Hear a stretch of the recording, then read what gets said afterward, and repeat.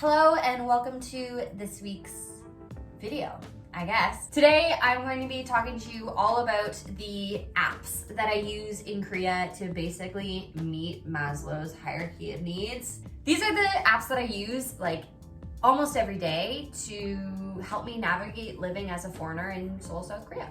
By the way, if you're new here, hi, my name is Camille. I am a Canadian expat living in Seoul, South Korea, and on this channel, I like to talk about my job and my friends and like boys and stuff. So if you like that, be sure to hit subscribe. But anyways, onto the video. The way that I figure I'll do this is kind of a this or that, because there are certain apps that you have at home that you can't really use here, so I'll tell you what to replace those with. But then also you have lots of options when it comes to apps if they provide the same service, so I want to tell you the ones that I like better. Yeah. Anyways, these are all personal preference, so if you like, for some reason, love an app that I don't like, who am I to tell you not to use it?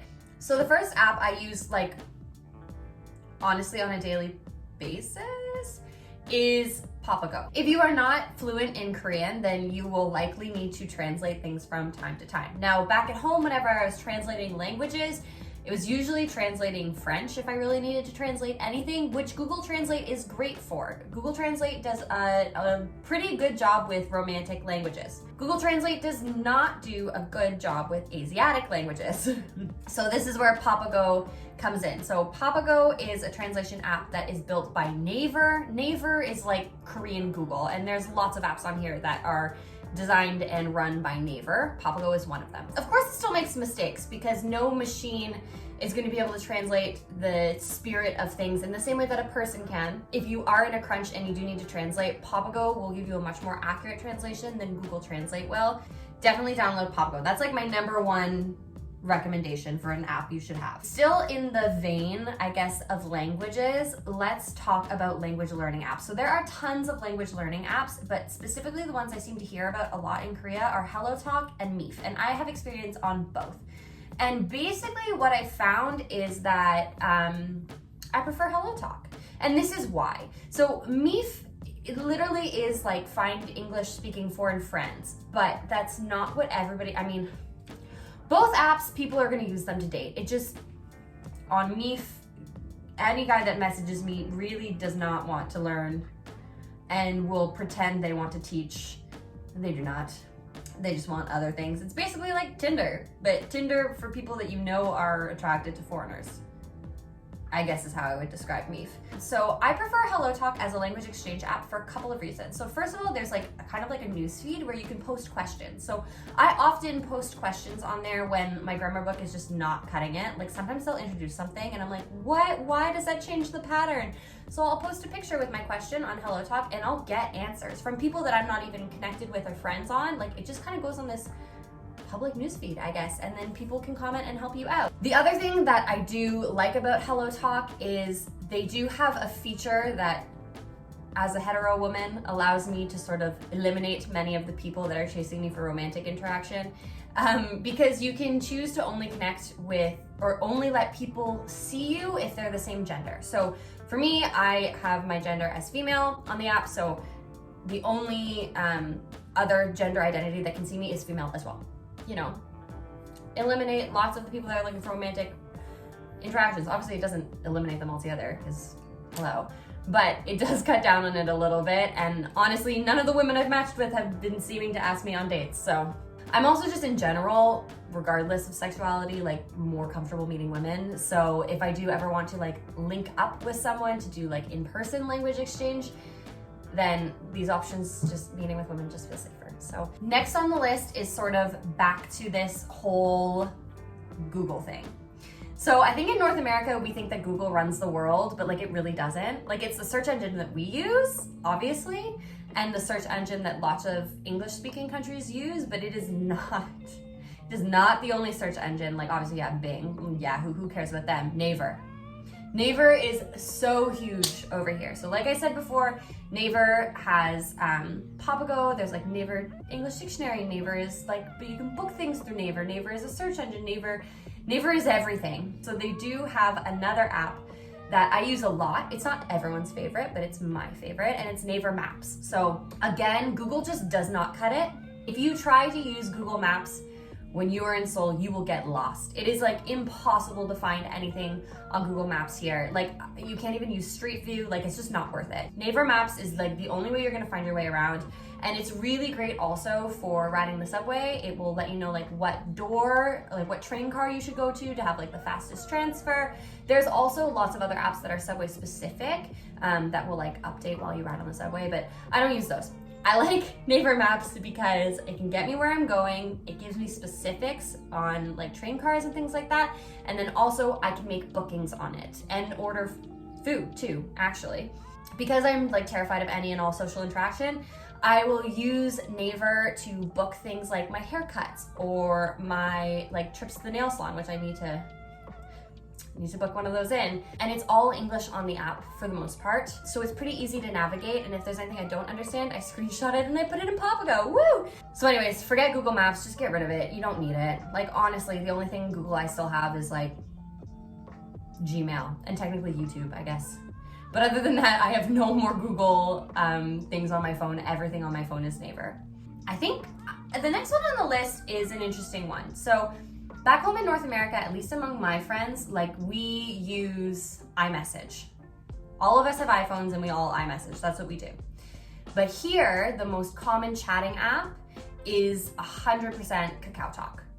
So you should download Kakao Talk. Like everything is connected to Kakao Talk. It is so much more than a messaging app. So in the same way that my Naver Maps app does more things like let me order Starbucks through it, my Kakao Talk app also gives me the QR code I need to like check in when I go places. Because of Corona, you have to use you scan a QR code every time you go to like a restaurant or somewhere like that so they can contact trace you. And I got my QR code generated through my Kakao Talk profile. Or also I can send money through Kakao Talk. So there's like Kakao Pay, which basically you take money out of your bank account and put it in this virtual wallet in Kakao. And then you can just send your friends money back and forth, like instead of splitting the bill at a restaurant, which is so easy. And basically I just have this like $100 in my Kakao Pay that, I mean, it might all be gone now. I think I took it out because I'm poor and I actually need that money. But for a long time, I just had $100 in there, and then you just like send it to one person and another person sends you money, and it's just kind of always floating around. But yes, so Kakao Talk is like 100% the best chatting app in my mind. You may have heard about other like Korean specific apps like Line. If someone is asking you for your Line ID, like I'm sorry, this is just straight facts. If someone is asking you for a Line ID, in a dating scenario, which is the only time I've ever been asked for my Line ID, it's because they're cheating on their girlfriend. It's because they want to keep these things very, very separate. It's because they have a profile that doesn't have her on it, where their Kakao profile is like all pictures of them as a couple. But anyways, yes, I only have Kakao. Download Kakao Talk. Everything is Kakao Talk. Not everything, but lots of stuff is Kakao. The last app that I'm going to talk about is really, really great for sending money. So if you're someone like me who has like an overwhelming amount of dumb credit card debt that you just acquired and like you don't know why you have it and you're like still paying it off although you're nearly 30, then maybe you need this money app to transfer. Or maybe you're only here for a short period of time and you want to have a savings account when you return home. So if you are interested in sending money home from your paycheck, that's great. Do not do it through the bank.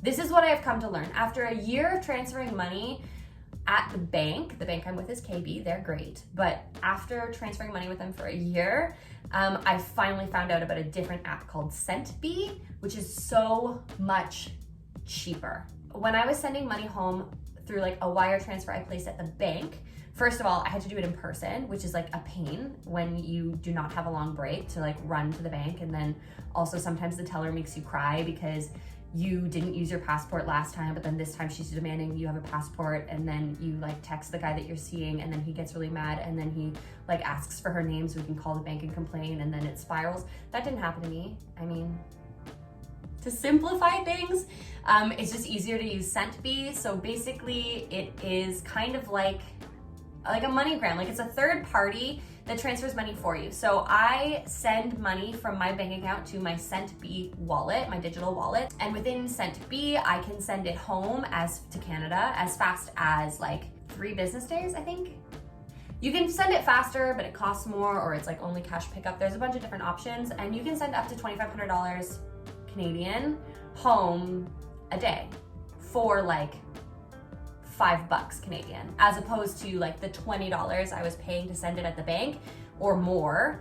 And I don't have to deal with like going in person and all that annoying stuff. I can send it like anytime I want through my phone. So yeah, and if you're not familiar with transferring money internationally, just like a quick overview of it is basically you need like a SWIFT code or a BIC code, and then you'll need like your account number, a transfer number, an address and a phone number.